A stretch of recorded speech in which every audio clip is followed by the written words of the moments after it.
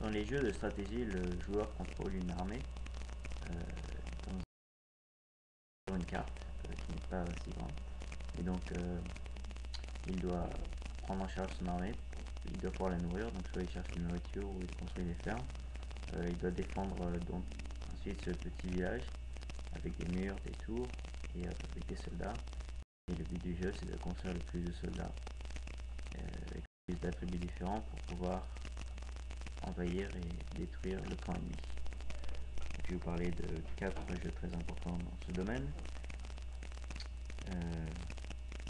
Donc Warcraft, le premier jeu, qui met en scène des humains contre des orques. Ensuite je vais vous parler de Starcraft, un jeu du futur qui met en scène des humains sur une planète éloignée contre deux races différentes d'aliens qui se battent entre eux et qui se battent avec les humains, et des fois il y a des alliances entre les différents clans. Je vais parler de Age of Empires, un jeu de Microsoft qui est plus réel, qui se passe dans le Moyen-Âge, avec des histoires qui se sont passées. Par exemple, on peut être Jeanne d'Arc et libérer Orléans et faire plusieurs missions qu'elle a vraiment accomplies dans la réalité. Et enfin, Red Alert, qui est un jeu, dans ce jeu, Albert Einstein, il crée une machine pour remonter le temps.